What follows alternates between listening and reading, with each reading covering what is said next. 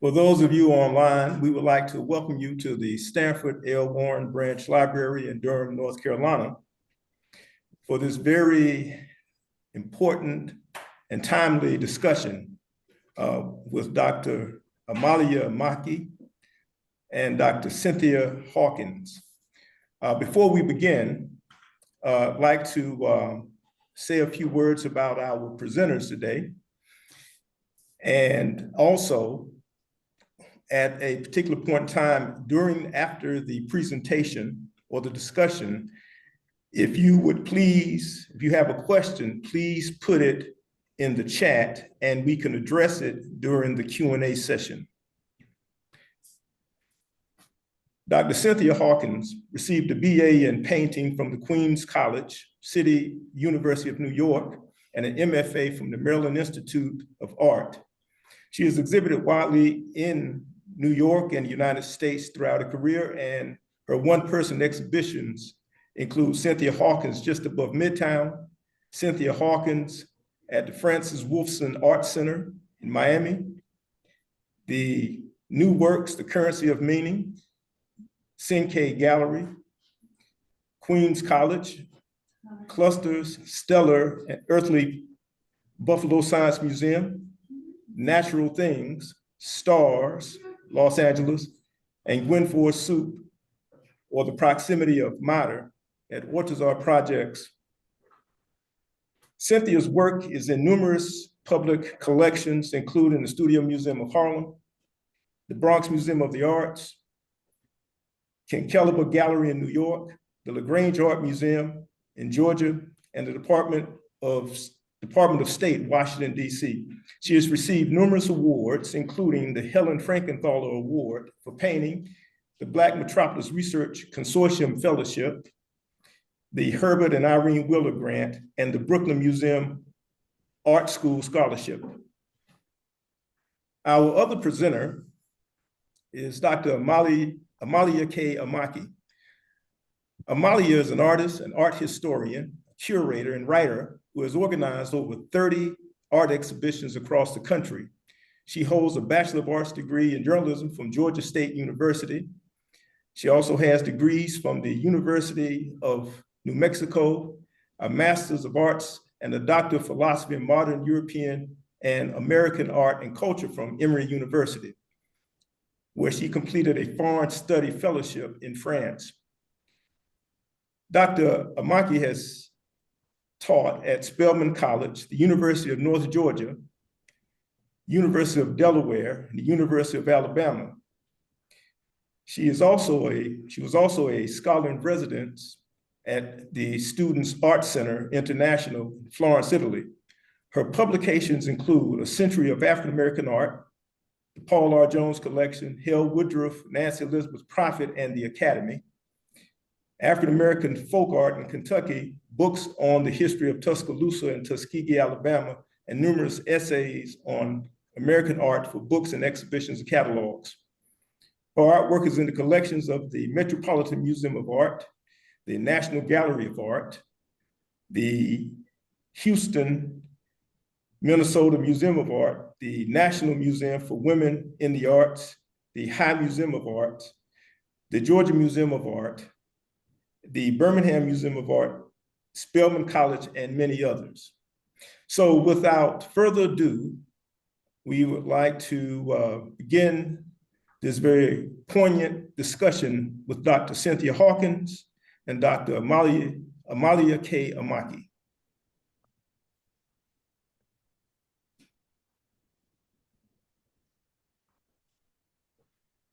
Thank you, Carter.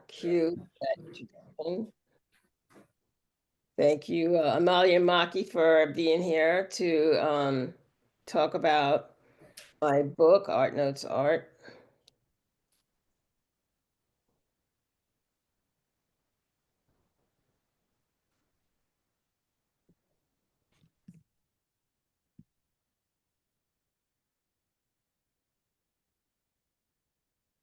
So we talked yesterday and we met for the first time. That was a really interesting and exciting conversation we had as a precursor to today.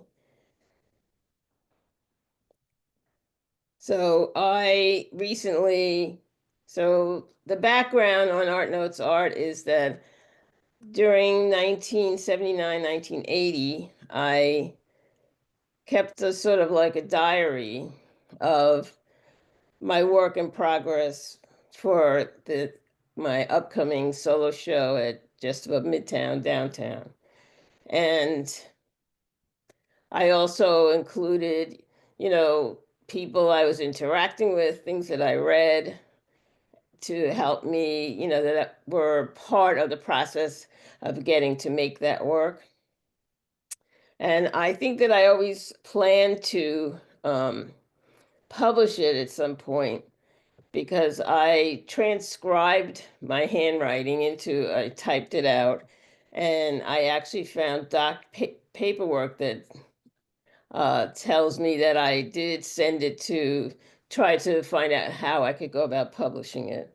So that did not happen then in 1981 or 82, but I kept the document and I took it everywhere I moved. And every time I moved, I found it again and thought, oh, yes. And then it wasn't until about a year and a half ago, I found it again and I thought, well, I was going to publish it this time. And I was prepared to do it myself. Um, and I had given a copy of it to my gallerist, Christopher Schwartz in Los Angeles. And he had given it to somebody, an editor at the Center for Art Research and Alliances in New York City. And so, of course, being myself, I waited a little while, but then I got impatient and I just started to make moves to, self-publish.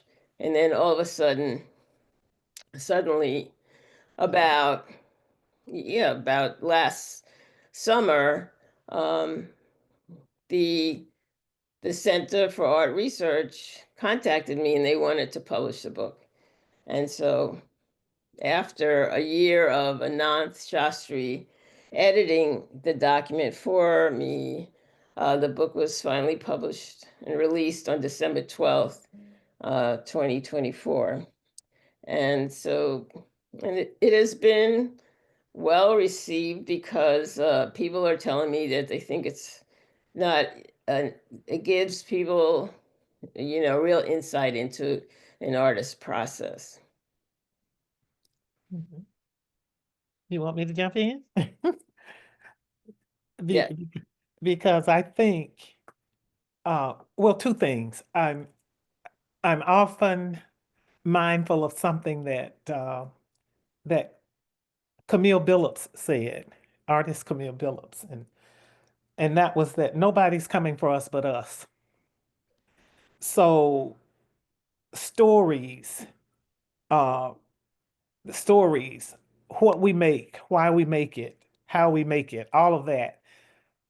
It's often only going to be put in a situation where others can access that information when we take action ourselves. And I told you yesterday, I was just very proud of the fact that you decided in the 70s, okay, I need to do this. I need to document what I'm doing, how I'm doing it, how I'm feeling. And that was very important to me, how honest the information was that's in your.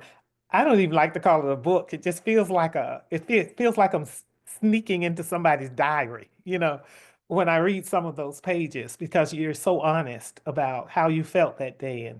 And it very much reminded me of the fact that when we make art, we don't do it in a vacuum.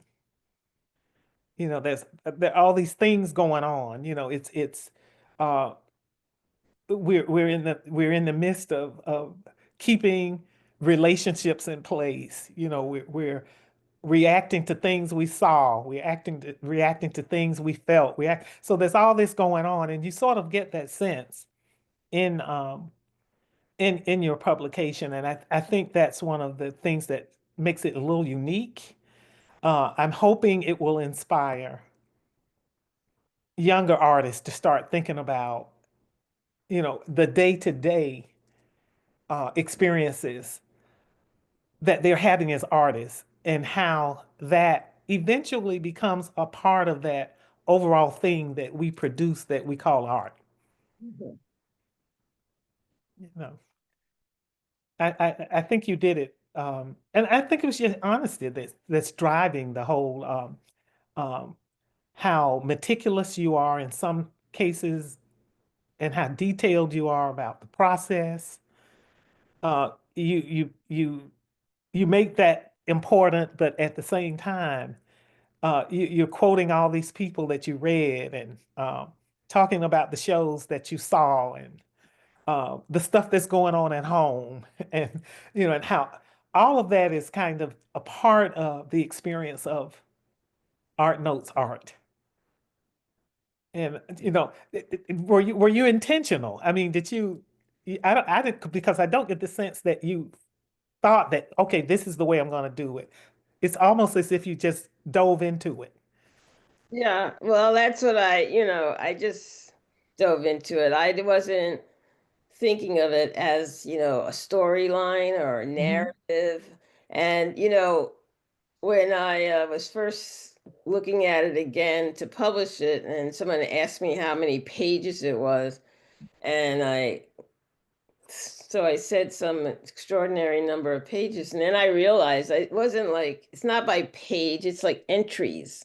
Mhm. So, and some pages had multiple entries, and but it wasn't geared towards, like, it was meant, I guess it was really, its layout is like a diary still. Mhm. And, and I was definitely just, sort of like recording, recording what was going on, who I was talking to, how I responded to, people and things. And, but I think that, I mean, you as an artist know this as well. Like, people will ask you, like, how you go about your work, how you, Mhm. um, you know, how does your family impact your works, things like that. And, I think that the that being clear-sighted is really, you know, and committed is the answer. I mean, I don't think there's hardly any situation you could be in where if you're committed that you can't make art. You know, Mhm. you can't work. I mean, so I mean, I remember even after this book, I mean, when I had my kids, people would ask me like, wasn't that hard, having little kids? And my response is always, all they want is to hear you and be near you. You know, Mhm. so if they're in the room with you and you're working, it's fine. They're fine. You know, I don't, I didn't see it as a big struggle, or certainly not something to keep me from doing it, because I Mhm. believe that it only enhances their experience as they grow. So, You said something that really resonated with me yesterday when you were um, something was going on with I can't remember if it was a gallery person or whatever, and they said, Cynthia, just be you. you know, just be you. Don't worry about what somebody else is thinking or what you're supposed to be thinking about. Or just do you. And I think that's probably the best advice that any artist can repeat to themselves if you need that encouragement right. in those moments when you're wondering which I love the page where you said, I don't know what I'm doing. It was just because we all have those days, and some of us have months, like that. But it was a good thing because you went from saying, I don't know what I'm doing, but somehow you went, I'm sorry, Alexa. Alexa is always getting in my conversations. But it was just something about the fact that, you know, even though you said, I don't know what I'm doing, but the next day you got up and you went to work. You know, you started working on art. So it's it was refreshing, I think, to see that reality on that page. And it would, you know, it reminded me of Nancy Prophet's diary. And how, you know, one day she just had one word, famished, you know. And so it's the fact that you had the what I consider to be the wholeness as a person to say, and as a creative person to say, you know, I don't know what I'm doing, but you got up and you started working on artwork, which means, you know, you did Cynthia. You know, you got up and you were Cynthia. So you did what Cynthia had to do, and that's make art. Right. Well, you know, even when you don't know what you're doing, you have to keep doing it so that it becomes clear what you're doing. You know, if you don't, you have to keep doing it so that the thing reveals itself, you know. So And there's a point when it does. Yeah.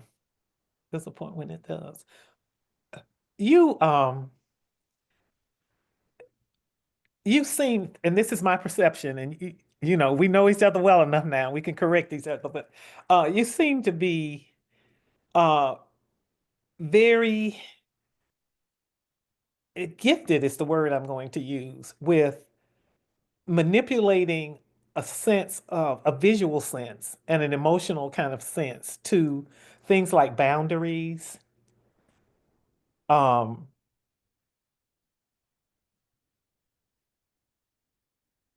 forms, you know, taking forms out of I notice how you will call a form a body, you know, hmm, even when it's not figurative, you know. yeah. And that was, to me, was very interesting how you talked about the body and the and your, I think it was your dislike, I think, if I understood, the dislike of formalism. But you know, there's all this, there's this strong sense of structure and disrupting structure and all that going on at the same time. I just, you know, how important is that, having that energy, because it does create a kind of visual energy. How important is that to you in your work? Well, I would say it's very important because um, first of all, I mean, I like my work to make people feel good. I, Hmm. because I need to feel good, Hmm. do my work. I can't be, you know, burdened with, you know, be depressed or anything like that. I can't do that. I can't allow that. So in order for this work to like shine, you know, Hmm. so that my color choices are correct, whatever correct, you know, however it ends up, that's correct, right? Hmm. And Hmm. I certainly believe that a painting is never ruined because it can always be changed. Hmm. So, but the color and the structure, those boundaries make it so that you can break those boundaries. If you know what Hmm. they are, then you can move beyond them. You can use Hmm. them, manipulate them, uh, however you please.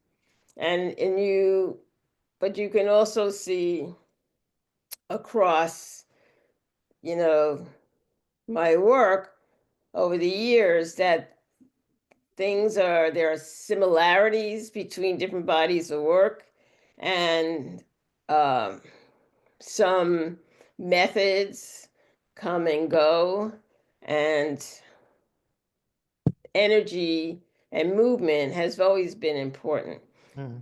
Make to engage the eye of the viewer, to make it them move around, to look around inside, and sometimes to feel like the whole thing could be like escaping, moving off the page, as it were, into one's reality, right? It's that the edge of the canvas is also not the end of the story. So, I mean, because something is happening beyond the edge, The edge. right? So, I mean,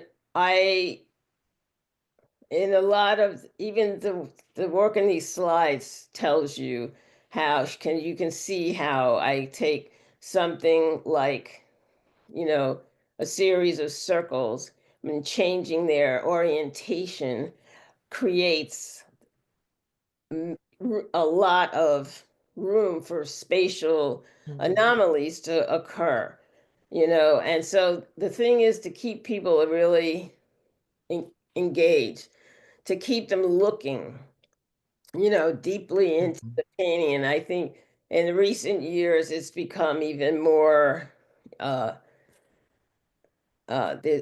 depth that happens, that moves you into the painting is grown significantly. By the way, just color, juxtapositions, layering, what's behind something else and what's in front.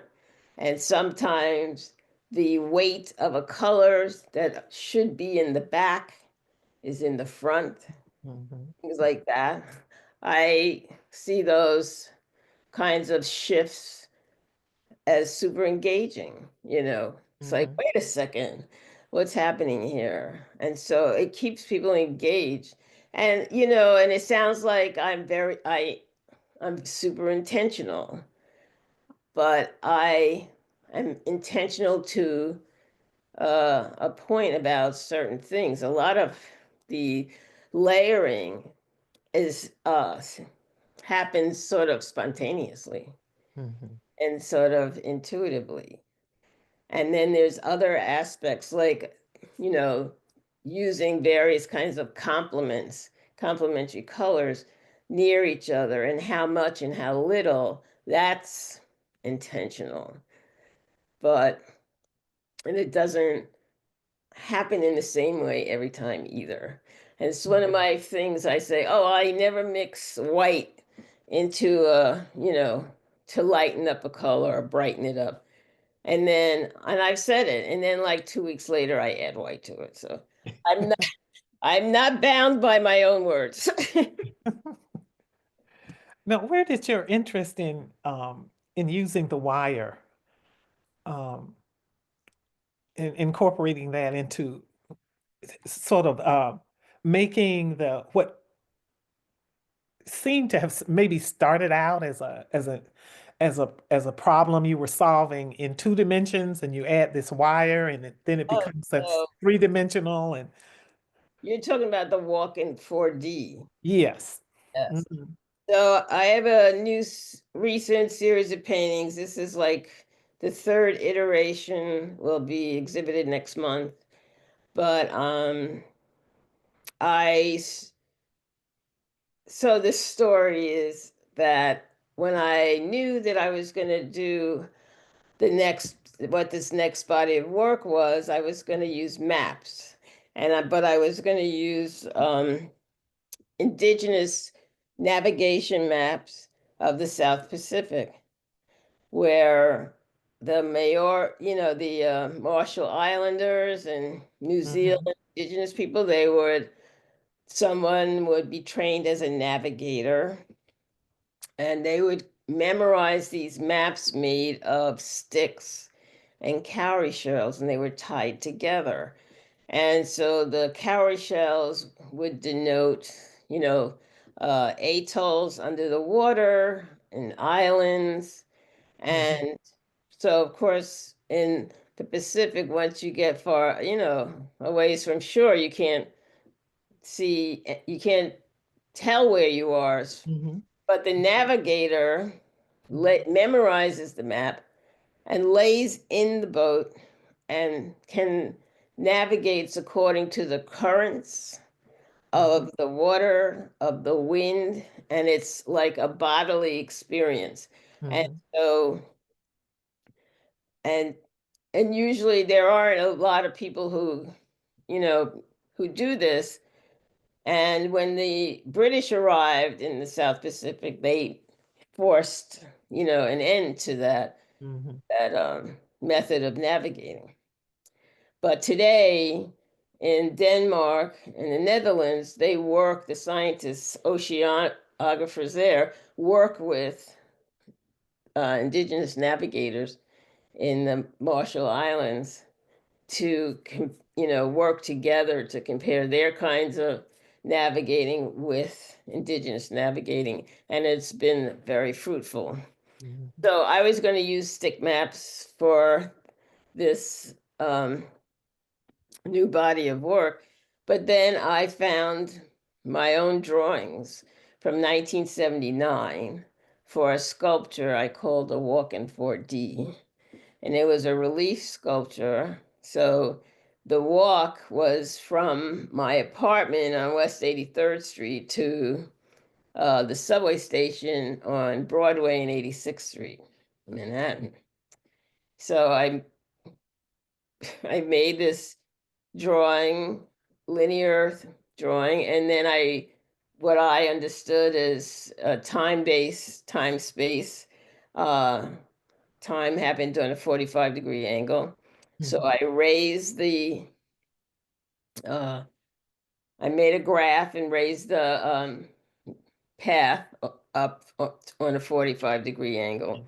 And then I built this this sculpture, which was a relief, and it was on the big side, and I attached to the wall, and it was very linear. It didn't have any color to do with it or anything like that. So I found these like 6 or 7 drawings, and then I decided I would use my own drawings from that piece as the maps necessary for a walk in 4D.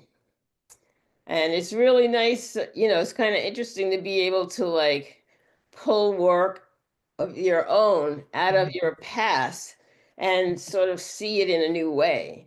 And that is, you know, so that's been leading this, you know, this quest, I'll call it, because it seemed to me that after I began working on this, with the first paintings were showed in 22, I think, in Los Angeles, I realized that something interesting was possible because of the broad potential for this work with this idea of mapping. And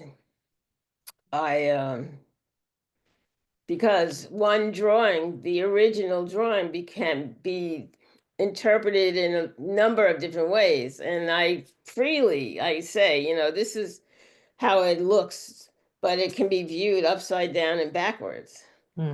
Same way that I use for the currency of meaning paintings, where I use letters and numbers and geometric shapes to, you know, to approximate a language, a writing system even.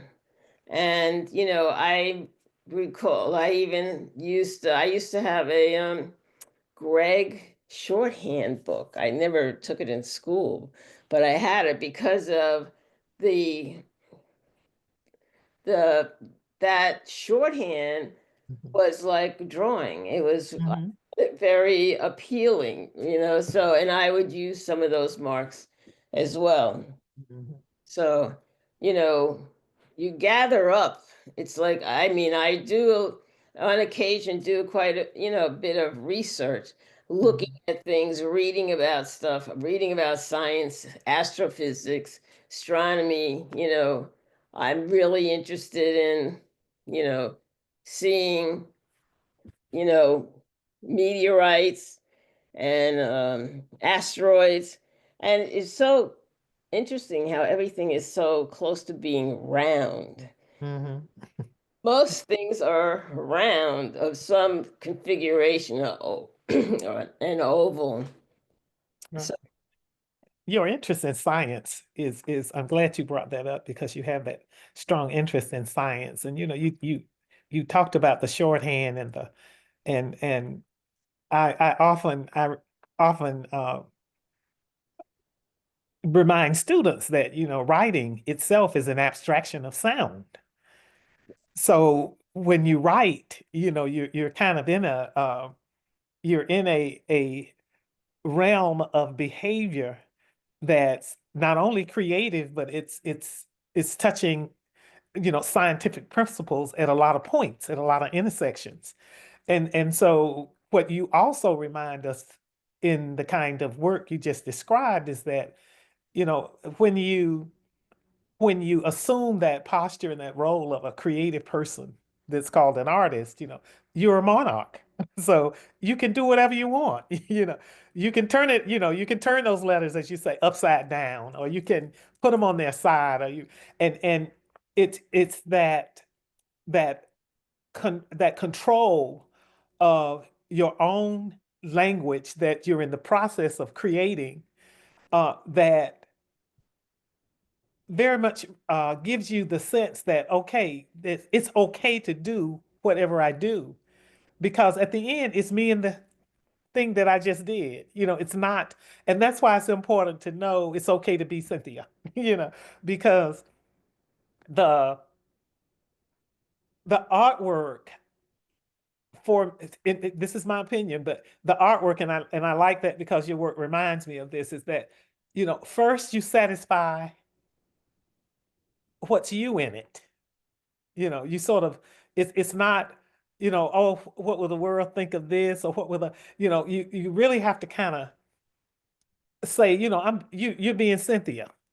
and and I don't ever think about what yeah, somebody yeah. else is doing, or, if Mhm. somebody's gonna like this, because you can't ever know any of that. Thank you. It will twist you up into knots. That's right. I Mhm. don't even think that. A friend of mine told me that I made one painting and I started it with, black or Payne's gray. And then I brought it into the light, Well, it was based on an asteroid. So the asteroid lives in the dark. I'm like, I'm not going to paint it in the dark. I'll let it begin there, but I brought it into the light. So it ended up being a fairly like luminous light colored painting. And so my friend says to me, you can't start with black. You can't start a Yeah. painting with black. And I said, who said that? Mhm. I can do whatever I want. That's right. Right. I mean, and that's how you have to think. You know, there are rules for some things, but you know, you have to make your own. Right. There's something about uh, sitting in that space in a legitimate way, and sort of shutting all those other voices out, because they are out there, and but there is something about having that uh, capacity to shut them off. And like you said, who said that? You're a monarch. you know you make those decisions. It's your kingdom. And for those moments, it's and I get the sense that that you operate that way. And I love the confusion and the uh because you can't always look at it and say, okay, now where was she going with this? This, it's not always obvious. Yeah. But the fact that it's not is what makes it more interesting for me. The fact that it's not always so obvious. And I was really curious about the black and white, and your conversation about, oh, the mesh. There should have been more white over here. There should have been more. That to me was, it wasn't just meticulous detail. It was understanding how it made you feel when you were doing it, and when you stepped away and then you turned back and looked at it and you said, that's not what I was trying to, that wasn't what I was trying to do. Having that, to be so in tune with what and I'm using the word intuition. It may have been something else, but being so in tune with that you say, it looks fine, but that's not it. Right. To have that tenacity to say that at that moment when it looks okay, because remember in school, I don't know about you, but in art school, I can remember if I got close, I mean, you've been up all night dealing with it, if I got close, I'd go with it, and I did admire those students who, that one or two who would say, no, if I have to stay here all night, I'm gonna get it. I'm gonna get it. And I'd get close and say, okay, out of here. you know, so it's different now, but then it was like, wanting to satisfy that other voice. And I had to learn what you seem to know for a long time, and that's, you shut that voice out. That voice doesn't. Well, that comes from a place where people always say no to you. Yeah. So, I mean, when I was young, people always said, no, you can't do that all the time. Mhm. Don't do that. Mhm. Oh, no, no, no. And so I don't ask anybody. I don't need to ask. And if you don't ask for permission, then they won't ever say no to you. Yeah. Go ahead and do it. And that's how I operated. I mean, it means that a lot of times I was reinventing the wheel, but Mhm. okay. Mhm. Hey, that's, there was a point, I have to, as a student, I cared, I just wanted to get to the next project, but there is something very liberating about, it's you and the work, and that's really what, and when you're in that process of making it, that's what's important, is that almost like a conversation Yeah, between you exactly. and work. Yeah. Yeah, well, when I go in Really my important. studio, I say hello. Do you? Okay. I like, hello, everybody. Yes, I do. I get it though. I get it because it's very much. I've had what was that? Something I'm trying to remember something a word that came to me when I was, because I think I told you when as I was reading the book, these words would jump out at me, and one that um what was it? I've got to start uh keeping the things I write where I can find them. But oh,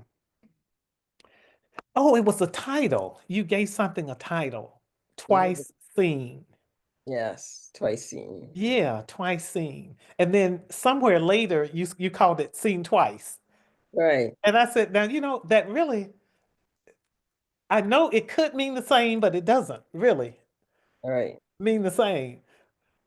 right. Yeah, I know that was Twice Seen and then Seen Twice. Yeah. one of those Masonite pieces, Yes. and I, you know, for when I was first making like abstract paintings, I didn't like to make titles because then I felt like it gave too much away and it Mhm. short circuited a viewer's experience. Mhm. So, but then, eventually if people would talk to me about a piece and because they were entitled, I never knew what they were talking about. So yeah, everything was untitled. So then I started to titles work but yeah, and I usually like when I do work with titles, they are sort of cryptic. Okay. I was gonna ask you if you're teasing us, if you. So that it can be cryptic. Yeah. Okay. So I mean, there's a painting in this slide set, the big yellow one with the orange at the bottom, and that's called The Other Side of the Aquila Rift, which is Hmm. a place in space.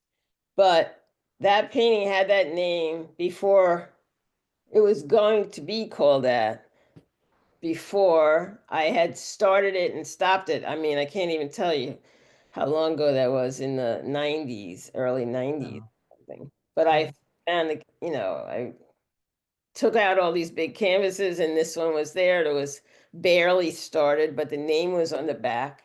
So I just used it, but I kept the name. I mean, I didn't even remember such a thing, you know? Mhm, So, mhm. That's funny. But why did you flip it though? I was curious about that from twice seen to seen twice. Why did?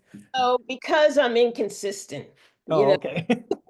because I can do that. I mean, Yes, yes, you can. at like maintaining like this straight line. It's like, if you're putting paint on a canvas, just going like this and this, and then all of a sudden I start going like this because, Mhm, you know, I will reverse stuff. And, mhm, but, and I guess it's part of also seeing how I respond to it, mhm.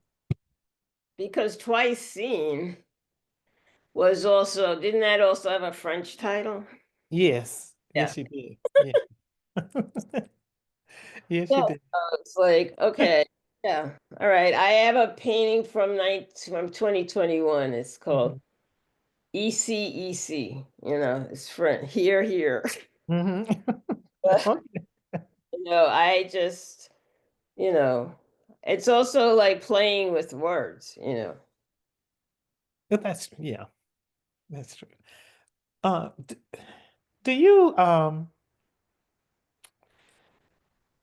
you seemed you wrote something that made me think you were really fascinated with the possibilities of spray paint, Mm. but you didn't you haven't done very I much with that, have you? Or did I miss it? Did I? Well, you didn't see it because I have Oh, okay. Okay.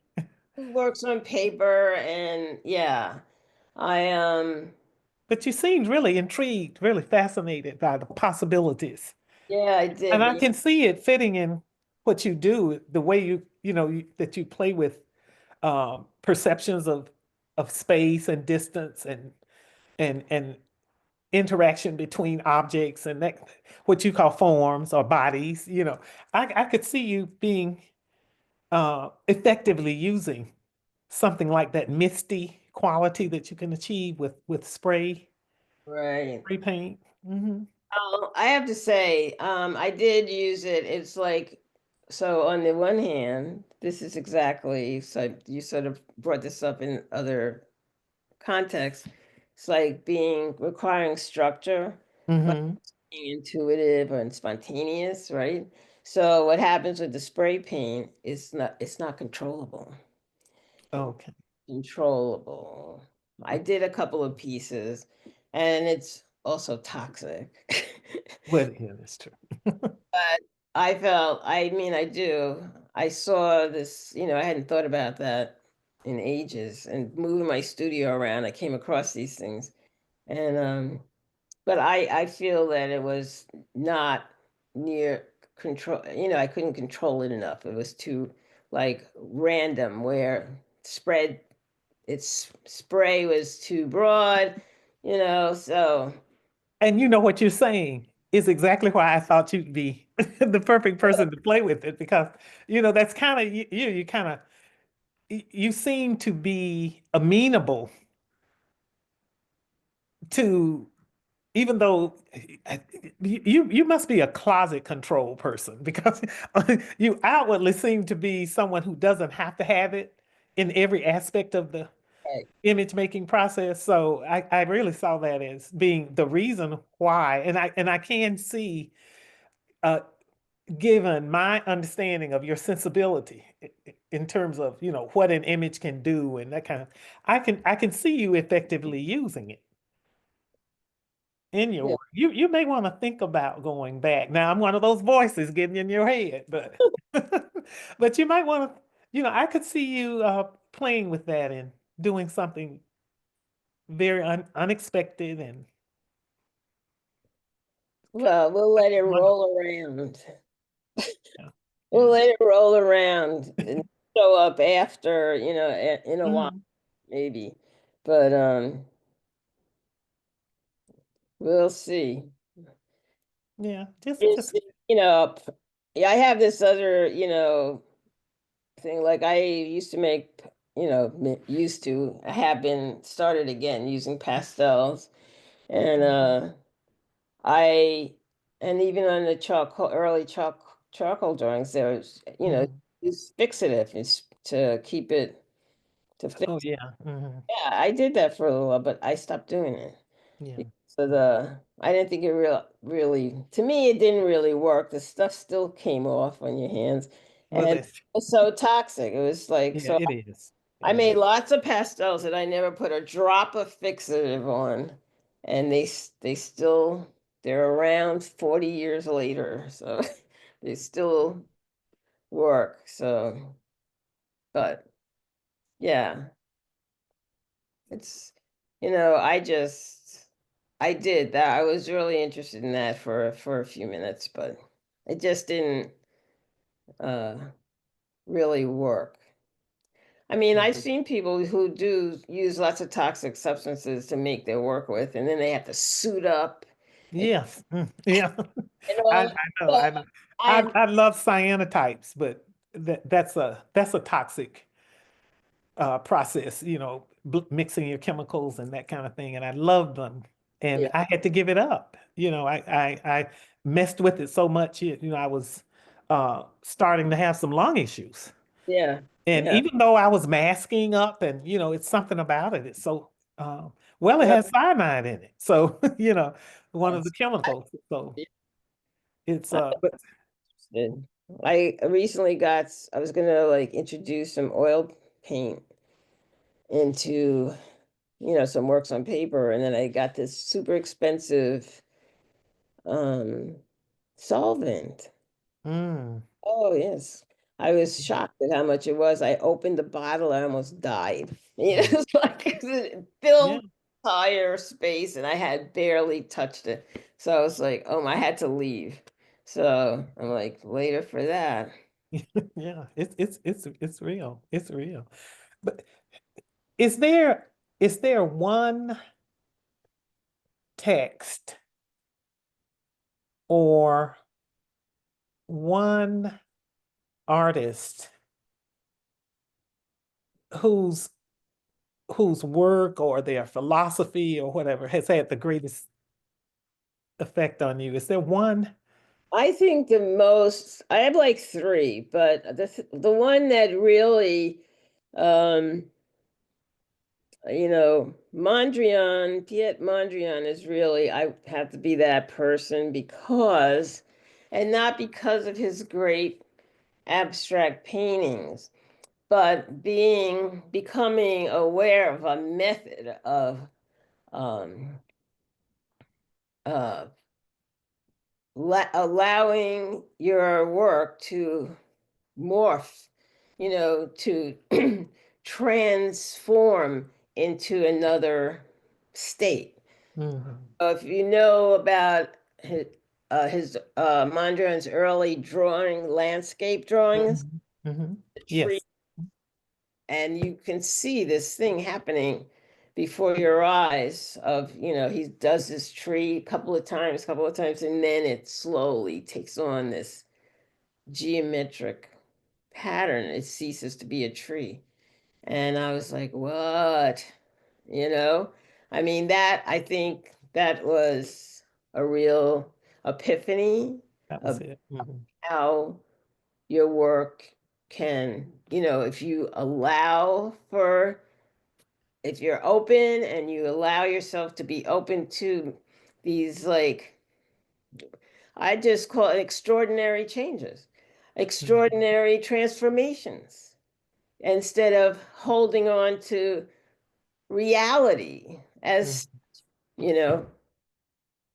So that's the most significant thing, because that's really how I see the world. I use sources from nature. I do, mhm, mhm, but I use them in order that they become something else, that they become other than mhm. itself, you know. And I think that that's the most, for me, extraordinary, you know, a goal. That's my plan, to make this thing I find in the world, to make it like do something else. Mhm. That's interesting. That's amazing. I know you're an avid reader, so I was curious about any text, and because I think the philosopher that's in you, you know, is a voice that you let come in when you go into the studio, that philosophical voice. And Yeah, yes, that's really is true. I mean, like I told you yesterday about this text. It was Suzanne K. Langer, Mhm, philosopher, and she wrote this book back in the 60s, I guess, on the symbolism and rights and symbolism and art. And there's a few chapters in there that are just extraordinary. And that is how I got to the currency of meaning, of mhm, using, aspects of things that she says, if the cat's under the couch and you see the tail, it's a cat. You don't have to see the whole thing. mhm, So, mhm, in the same way, you can use fragments of reality to mhm, create new contexts. mhm, And yeah, that was like an entire series of work. And so with that, because first you read and see the text this way, but then you have to apply it to like geometric forms, the letters and numbers and you know, all kinds of signs and symbols of antiquity, you know, mhm, and which all, have made their way into our contemporary, understanding, even though mhm, we aren't aware of where it comes from. mhm, mhm. And there is something about um, having a discussion where um, it's not about one or the other. It's it's uh it's just almost like an open, like I don't want to call it a hole, because a hole is confining, but there are just all these possibilities because you can't pin it down to one thing or another thing. It's potentially a lot of things. And I think that makes work when it brings you to that place, it makes work much more interesting. And I recall I remember seeing and going to an exhibition, and I can't even remember who the artist was, but the it was a small show, and there were about 8 or 9 canvases, and they were just painted solid colors. But there were these subtle value shifts all over the canvas, and the artist was, the blue one was called blue, and the red one was red, and I remember this little boy. I'm assuming he was like maybe 11 or 12 years old, staring at this one painting, and it was blue. And I asked him, what was it? I said, you like that painting? He said, yes. I said, why? He said, it's blue. And I said, so blue is your favorite color? He said, blue is not just my favorite color. He said, I like blue because you can make it be anything. And I thought that was so cute. And he was talking about, I have a blue balloon, I have a blue shirt, and he just went off on all. And I said, that's why it is important to not ever separate yourself from that child that's in you. Mhm. Because that little boy I thought that was I said, you're smarter than you think. He said, I think I'm pretty smart. But it was just, he said, I can make it anything I want it to be. And I said, I bet that artist would love to know that that little boy said that. That's exactly what I totally Yeah, agree. I can make yeah. these things. I can make a grid become something Yeah. than a series of squares. You know, it's, but I think, and it's all in your perspective and the way you think about things. It's not, you know, I don't, Mhm. I don't own anything. I just own my own perception, the way I perceive things. Mhm. Mhm. You know, it's I think too that that's another reason I'm glad and I hope, you know, artists will get in the habit of writing um about their own work. Because sometimes I think when it's wonderful that others impose their own ideas on what you make, but I'm always curious about what the artist is thinking and what the artist is, and it's not even about always intending, it's what the artist allows to happen. It's Mhm. it's it's allowing something. It's not really always intentionally trying to say something, you know, or, Right. and sometimes I think it's missed with when um, what you do is trying is when what you make is put in a situation where there's trying to be a relationship made with something else, and if you don't understand either one, you know, you come up with this arbitrary meaning of why these two artists' works relate to each other. And sometimes I think something is lost. An opportunity is what I call it. An opportunity is lost, you know. And I don't believe in quieting. I curate shows. I don't believe in quieting that curator's voice, but I do think it's important to hear, you know, we love to know why writers wrote what they wrote, Right. or Right. why, you know, musicians compose what they compose, that kind of thing. And I think the same thing is important in the visual. Well, Yeah. especially abstract art, but so many, but most people don't want to, they're afraid to ask, Yeah. you know, which is why artists talks and write in a book like mine is really would be helpful, you know, just to, I mean, confirm, you know, to confirm or deny, you know what I mean? Mhm. Like, oh yeah, it's that person Absolutely. that way, that's not for me, or I can totally relate to this, or yeah.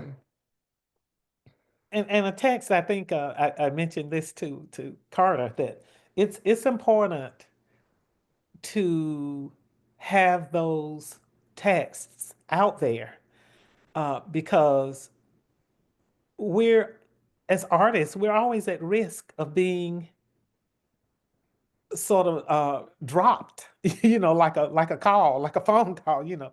Um, and the to tell the whole story, to get as close to telling that whole cultural historical story that needs to be told, to get close to that, you know, you need the inclusion Yeah, it does. of everyone, and especially the people who are you know, who are going out there and, you know, swinging that machete and clearing the path, you know.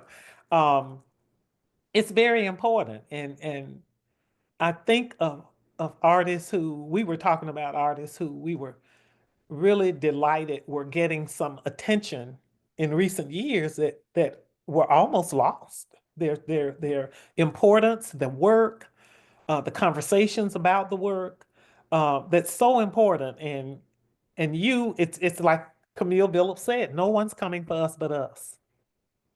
And that old adage that says, you know, the the mind and the body that live the story has Mhm. to be attached to the hand that writes it. Yeah. So you know, I'm just pleasantly surprised to read it, because uh you know, it's nice to know you're you are more than gumbo yaya, you know. And Well, it's you know, the thing is, I feel like I've had a sense of history, you know, Mhm, because be from the sort of like the beginning, I would keep all my material, any little, you know, any little review. All I have mhm, like all my resumes, you know, very, you know, I mean, I collected my history, I keep it. And, I didn't say who's going to want this. I wanted it, Yeah. and because I kept it in all these crazy little notebooks, we have Art Notes Art. And once I realized it was a recovery project for that work, then I really, had renewed, excitement to get it out there in the world. As somebody who has a PhD in American Studies and, does historical research, I was like, suddenly I saw this event, these years as reclaiming the work that I lost, So, and I mean, it's amazing that I even had color Xeroxes of it. So, which was, that's amazing. So it, Well, I think all of us need to keep our own archives, I think so. Yeah. Mhm. I agree. I agree. Carter, are we okay on time? I don't. Well, I think we're pretty good with time. I think that what we will do now, we will take a couple of questions. And again, for those of you who tuned in a little later after the start time, we'd like to, on behalf of the Stanford Warren Branch Library here in Durham, North Carolina, which is part of the Durham County Library, we'd like to thank you for taking time from your busy schedules to be with us on this very important chat.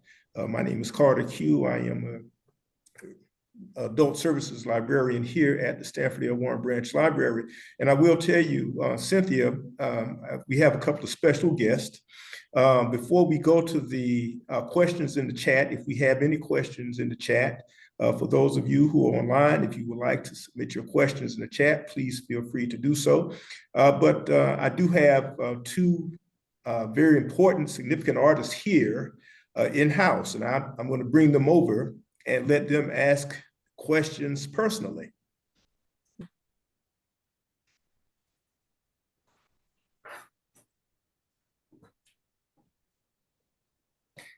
I think there's somebody you know very well.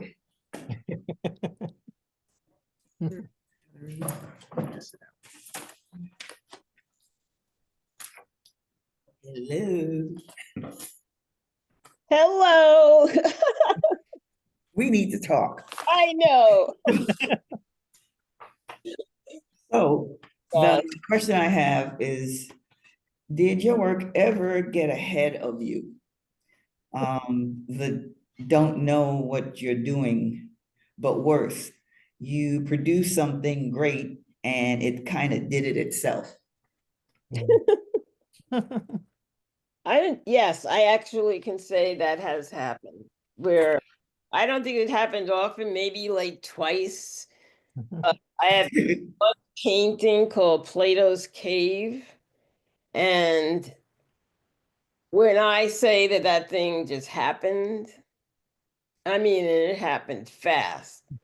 I stood there, like wanting to touch it, but not knowing what to do, and having to like really hold myself back because whatever it was correct. It was perfect. And it's still perfect. It's great. Thank you. Oh, well, Janet, well, she knows me. She knows me. She does know, she knows me. There's other people online. Huh? Oh, Janet, Olivia Henry. Yeah. Janet, we were just in a group In London. show in London together. Yeah. It was great. But yeah, Plato's Cave is with Kenkeleba House Museum, on East 2nd Street. Corinne has it. Should make her take it out for you.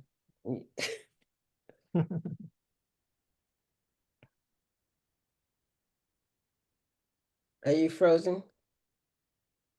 I think so. Yeah. Uh-oh, they froze.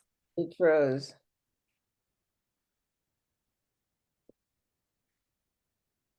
And it looks like there's some. There's some questions. Okay, you froze, and there's some questions. Look like, yeah.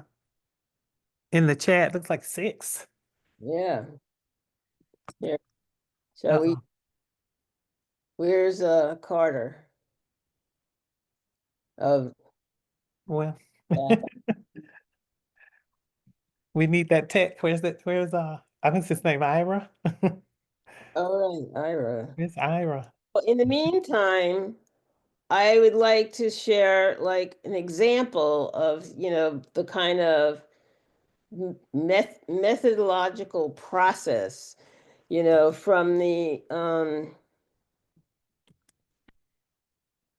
this drawing from like 1970, I told you about the other day, like Yes. this figurative painting that I thought was terrible after a lot of work. And this is an example of the many drawings I did of the gym equipment. Equipment. Yes. That became a series of paintings like this one. It just, how do you go back?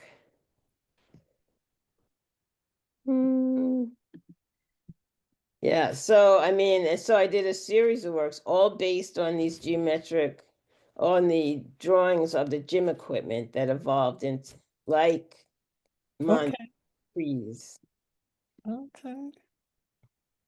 And I don't have here the drawings for the hieroglyphic marks. I call them the hierog marks. Right. Show up in this painting, Menagerie of Players, and which continued for the next 2 years, I think, like from 74 to 76. Large works on paper with the mark making and including sort of a geometric object moving into the field. But and then I just like move on to like these sort of expressionistic, and I did a number of these kinds of these paintings in the 80s, and then I also went back to a sort of sculptural thing after that. But this is a currency of meaning. Yeah, there was like 17 of these, and you can see how the geometry and the mark making continues in it, and down And you here, said 17? You did a series of 17? 17. Yeah. Wow. Okay. And so here down here is like the sort of like not just hieroglyphic, but allusion to a writing, you know. Like, I mean, this can be construed as a W, but it may not be, right? Okay, I see. Right. That the way that these shapes gesticulate along the edges are things that give the painting extra movement. They like sort of like they're dancing, you know. I so I combine this sort of like I called it organic geometry.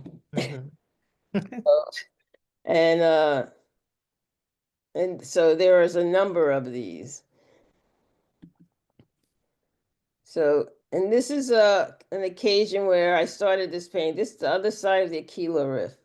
And there's a lot of changes that happen under here. But when I started it, these forms here were the first ones I did. And I liked them so much. But everything else changed except these forms. And so, and that's another way that I work when, when I start a painting and there's something happens that I really like, I leave it no matter what. build around it. So, because I had an occasion last year where I got stuck on what I didn't like. And I just was not getting anywhere. And then I, realized that I was doing the opposite of what I prefer and focus on what I like and not what I don't like. So Now, when you do a series, do you do one at a time, or are you working on multiples at the same time, going back and forth? How do you no, you don't I work on one painting at a time, and one at a time? Okay. what I allow myself to do is to throw some paint at a second one. Because the beginning is always expendable and I already know that, so it Okay. doesn't matter. So, I mean, I go through quite a few changes in making and getting to the end of a painting, but yeah, I pretend to work on two at a time. And I wonder if we could see these the questions, questions. We'll see if I can.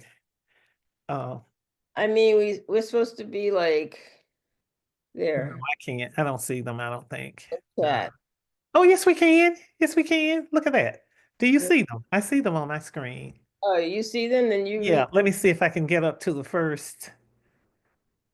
Oh, I was trying to get up to the first question. There we go. To Cynthia by Vandern Hennart.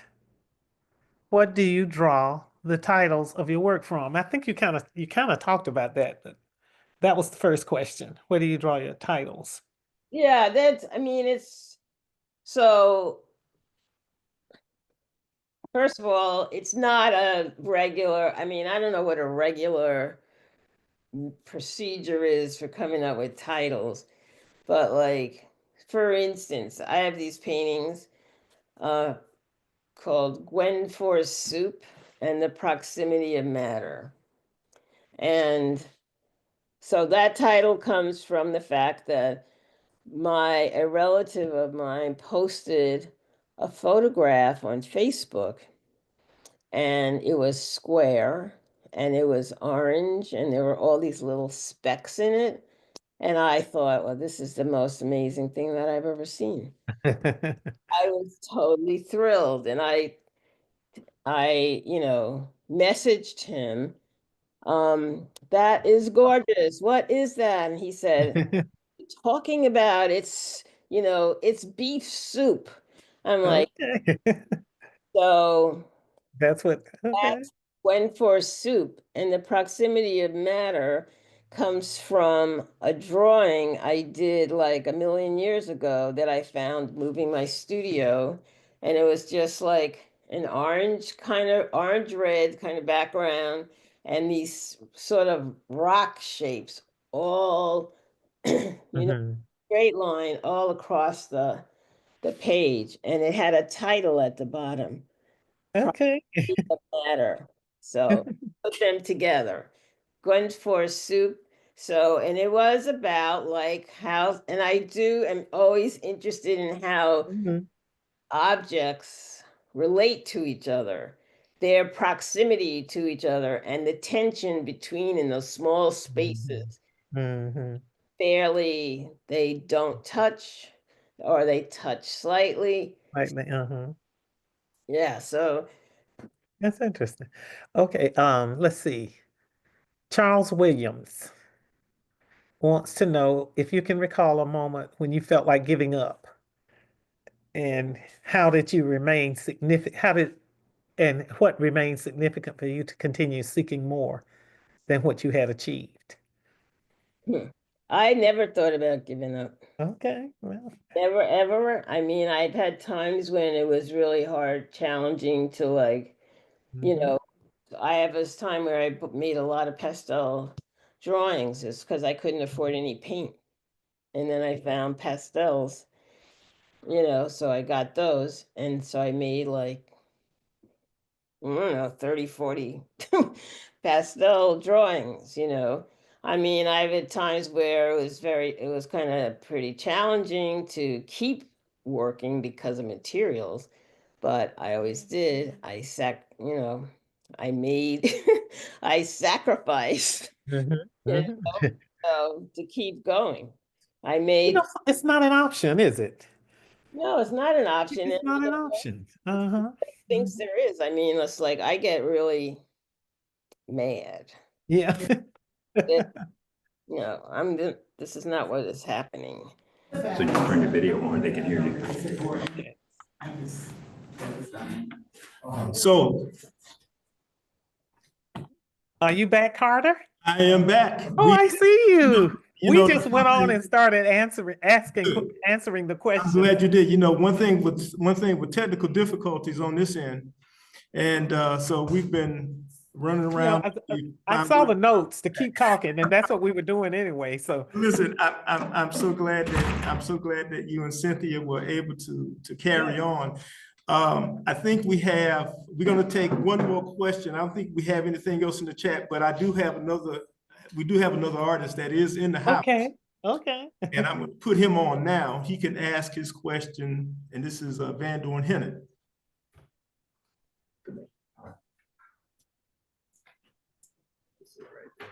Yeah, you can look right to the camera. Hello, Cynthia, and hello, Amalia. Hi, how are you? Yes, pardon. Yeah. So my fascination with your imagery has me asking questions about the titles, because I'm a writer and I read a lot also, and so I can't help but be, you know, curious about your titles and fascinated with them also, simply because I'm always coming up with interesting titles. And you might have answered this question in the process of talking earlier, but is there anything that you can add to that? Because some of these titles are really amazing. So signs of civilization. So some people take exception to that. I know, pardon me, I know my daughter did. I don't know why, but you know, so those works are based on sketches from 30,000 feet. And so you know, I would draw the shapes on the ground, you know, the rivers, you know, not as such, but, you know, as forms. And so also, you know, like seeing a pattern of light on the ground, you know, so I would use those sketches that imply civilization, that there are people or, you know, societies 30,000 feet down. So that's why that's called signs of civilization. And currency of meaning is called that because, as I was talking about Suzanne Langer's book, Signs, Symbols, and Rights, Philosophy in a New Key. That's the chapters that intrigued me, where she's talking about symbolism and meaning. And so the currency of meaning is signs and symbols. So that's why that's called currency of meaning. Okay. That happens to me a lot too. You know, my reading definitely influences my labeling of works of art. And a lot of people ask the question, well, which one comes first? And a lot of times the title comes before the art. And the converse is true also. Is that true? You know, the thing is, like, I mean, like when I started to do, I knew that I was going to do Gwen for Soup. I knew that was the series of paintings. And they also had to be a square. When I started it, the first one was a rectangle. And I had to stop because the format of the image was significant to the paintings. And so they were all squares. And then there were, I don't know, I forget if they were 48 by 48. And then I did a couple 60 by 60. but the square was important to the creating the content for it for some reason. Yes. But and I knew that maps necessary, that was the name, because I had been working towards it.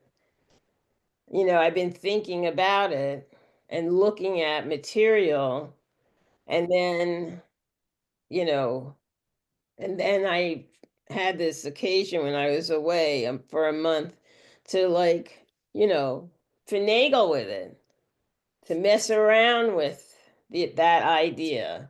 And then when I came back, I started making the paintings. But then the whole thing just opened up much more. So Mhm. Well, thank you for entertaining that question. Yes. sure. Yes. All right. Okay.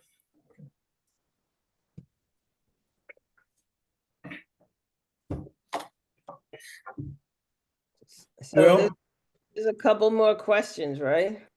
are there any more, are there? I think that may have been it. Um, Let's see, Will. what was the last question? We'll see. Maybe there may have been one more down there.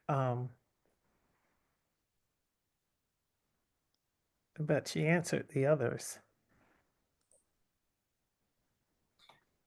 Let's see. I didn't see any more, but I don't know if. Well, I don't. Olivia got a chance to hear her. Okay, I don't think we have any more questions. Yes, we do. Okay. Talk about Blue Passage, the title, Blue Passage, please. Okay, we have a question from Van Dorn Hennett, and he wants to know about the title for Blue Passage. he wants to know about the title for Blue Passage. Well, that was yeah. Well, I mean, Blue Passage. So there's several paintings like the Aquila Rift, Blue Passage, and Woo's Rock. Okay, so there was this moment in that, so you know, was that 2019 that when I found that canvas for the other side, I was like, you know, and it was like another epiphany, because before that, for a couple of years, I've been doing small works, you know, and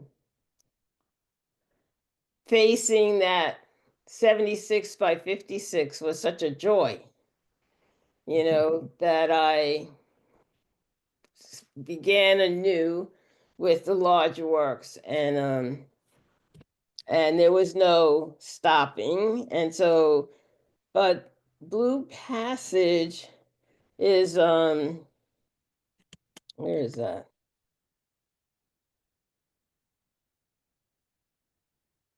I mean, it is because of this shape here, and it's moving through space and time, and it's the blue. So the passage is not blue. The sort of like the passenger is, right? So I mean, it was a little, yeah, because I didn't know what to call it, because it wasn't. Those three paintings are not part of a series.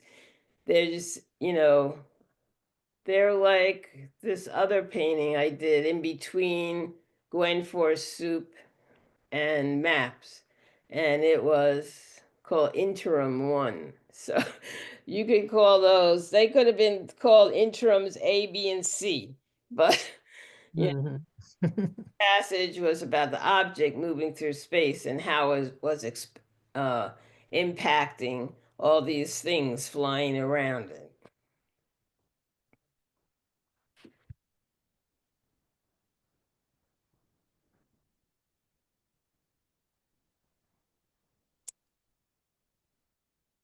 There's more questions in there.